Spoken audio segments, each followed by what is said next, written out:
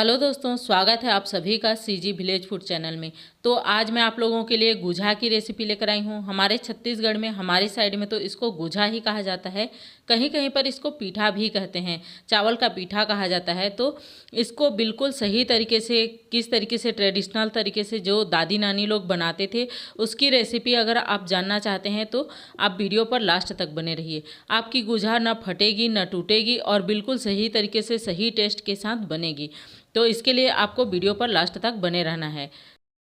तो गुझा बनाने के लिए उसकी स्टफिंग के लिए हमें यहाँ पर सबसे पहले ले लेना है। मैं यहाँ पर मूंगफली और तिल गुड़ का इसमें स्टफिंग डालने वाली हूँ। तो मैंने यहाँ पर 250 ग्राम के करीब मूंगफली लिया है, 250 ग्राम ही मैंने यहाँ पर तिल लिया है और यहाँ पर 250 ग्राम मैंने गुड़ लिया है। और गुड़ को मैंने इस तरीके से तोड़ लिया है। जितना हमें मूंगफली लेना है उतना ही हमें यहाँ पर तिल और गुड़ को लेना है। हमें तीनों की क्वांटिटी बिल्कुल बराबर रखनी है। अब मैंने यहाँ पर चूल्हे पर आग जला लिया है और कढ़ाई को वहाँ पे गर्म होने के लिए रख दिया है। जब कढ़ाई हमारा अच्छे से गर्म हो जाए तो हमें उसमें मूंगफली को डाल लेना है और उसको अच्छे से भून लेना है।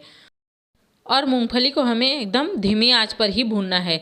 धीमी आंच पर हमारा मूंगफली बहुत अच्छे से भूनता है और अगर हम तेज़ आंच कर देंगे तो हमारा मूंगफली जो है जल जाता है। तो हमें धीमी आंच पर ही इसको धीरे धीरे चलाते हुए हमें इसको भून लेना है। जब ये भून जाएगा तो इसका कलर भी चेंज हो जाएगा और ये बीच से फटने लगता है।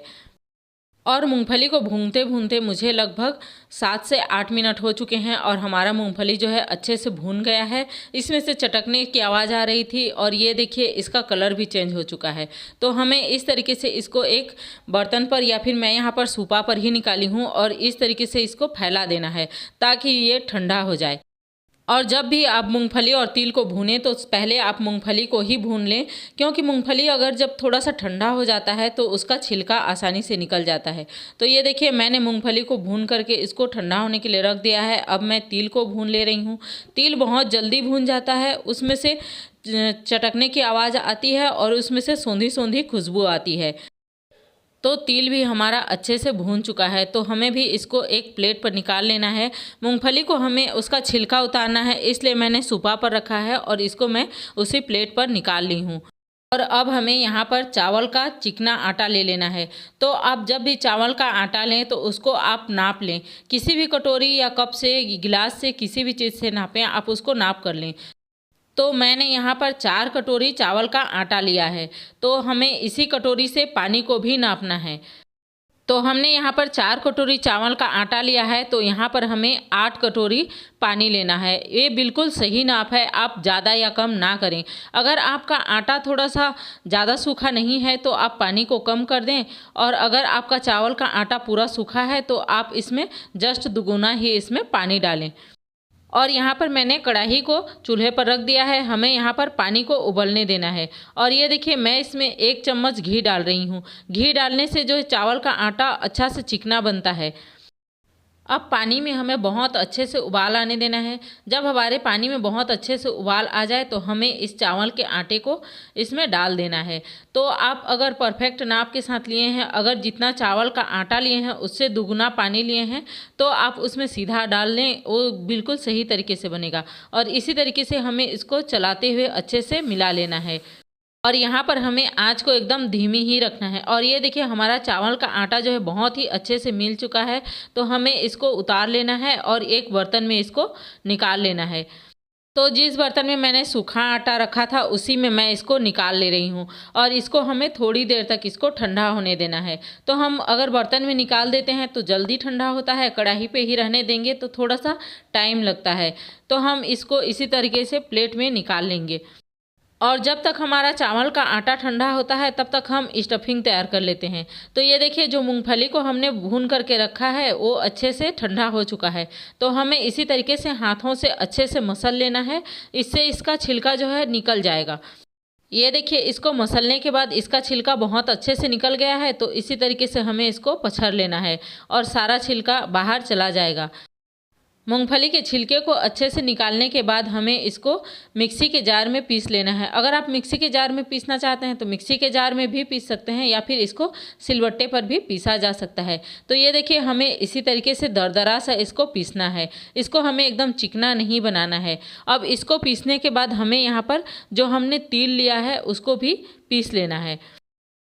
और तिल को भी हमें एकदम दरदरा ही पीसना है, एकदम चिकना हमें इसको नहीं करना है। इसमें थोड़ा सा दरदरा सा रहता है तो इसका टेस्ट जो है बहुत अच्छा आता है। और दोनों को हमें एक साथ मिला लेना है। मूंगफली और तिल को बहुत अच्छे से मिला लेने के बाद हमें इसमें जो हमने गुड़ को कूट करके रखा है या फिर तोड़ करके रखा है उसको यहाँ पर डाल लेनी है। और गुड़ को भी हमें अच्छे से इसमें मिला लेना है। गुड़ को डालने के बाद हमें इसको अच्छे से सभी तरफ से इसको मसल कर इसको मिलाना है। तो ये देखिए इसमें हमने इसको अच्छे से मिला लिया है। तो इसी तरीके से हमें इसको मिला लेना है। हमारा स्टफिंग जो है तैयार है। तो अब हमें यहाँ पर एक बर्तन ले लेना है और उसमें हमें थोड़ा सा पैरा डाल लेना है। उसके अंदर में इसमें पैरा डालने पर भाप जो है अच्छे से चढ़ता है और उसमें हमें पानी डाल लेनी है। उसके बाद ऊपर से हमें इसको कपड़े से बांध देना है। तो इसी तरीके से सूती कपड़े से ऊपर में इसको बांध देना है।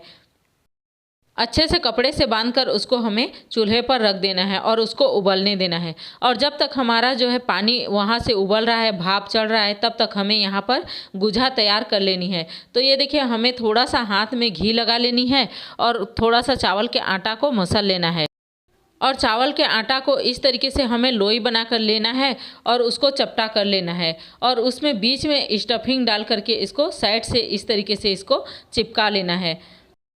हमें यहाँ पर आटे की लोई लेना है और लोई को अच्छे से मसल देना है। अच्छे से मसल देने पर वो चिकना हो जाता है। और उसके बाद हमें उसको गोला कर लेना है और उसको साइड साइड से इसी तरीके से इसको चपटा कर लेना है। इस तरीके से चपटा करने के बाद हमें उसको बीच में हमें इसका स्टफिंग डालना है। ये देखिए दूसरी बार का मैं बताती हूँ। साइड साइड से हमें इसी तरीके से इसको थोड़ा सा फैला लेना है और उसके बाद हमें उसमें स्टफिंग डालनी है। स्टफिंग डालने के बाद हमें इसको थोड़ा सा पानी लगा के इसको किनारे किनारे से इसको चिपका देना है। किनारे में हम पानी लगाते हैं तो अच्छे से चिपकता है। तो इसी तरीके से हमें इसको चिपका लेनी है और इसी तरीके से हमें सारे गुझा को बना लेना है। अब देखिए पानी जो है अच्छे से गर्म हो चुका है, उबलने लगा है। तो इसमें जो है भाप चढ़ गया है और हमारा कपड़ा जो है गीला हो चुका है। जब भाप चढ़ता है तो हमने ऊपर में जो यहाँ पर कपड़ा डाल कर रखा है वो अपने आप गीला हो जाता है। तो हमें इसमें गुझा को अच्छे से डाल लेनी है और इसको ढक्कन से ढक देना है। इसको ढक्कन से ढकने के बाद 5 मिनट में ही हमारा गुझा जो है बन करके तैयार हो जाता है। और 5 मिनट बाद हमारा गुझा जो है बन करके तैयार है। तो हमें इस तरीके से इसको करछी से निकाल लेना है। ये बहुत गर्म होता है तो इस तरीके से हमें इसको करछी से निकाल लेना है और साथ ही साथ हमें इसमें फिर से गुझा को डाल लेनी है। तो आपको मैं दूसरी बार का डाल करके दिखाती हूँ। इस तरीके से इसमें गुझा को डाल लेनी है और ये भाप में ही अच्छे से पक जाता है। हम इसके नीचे में जो पैरा डाले हैं उसके कारण इसमें बहुत अच्छे से भाप चढ़ता है और ये बहुत जल्दी पक जाता है। तो हमें इसी तरीके से इसको डाल करके इसको जो है हमें ढक देना है और ढकने के बाद हमें इसको 5 मिनट के लिए छोड़ देना है। और ये देखिए दूसरी बार का भी हमारा गुझा जो है बहुत ही अच्छे से पकड़ के तैयार हो चुका है। तो हमें इसको निकाल लेनी है। और इसी तरीके से जो है गांव में पहले पुराने ज़माने में गुझा बनाया जाता था। तो आप लोगों को मेरी ये रेसिपी कैसी लगी आप लोग कमेंट करके ज़रूर बताइए। और आप लोगों को अगर वीडियो पसंद आए तो लाइक शेयर और कमेंट कीजिए। और ये देखिए दोस्तों मैंने इतनी सारी गुझा बनाकर तैयार कर लिया है और वो भी बिना फटे बिना टूटे।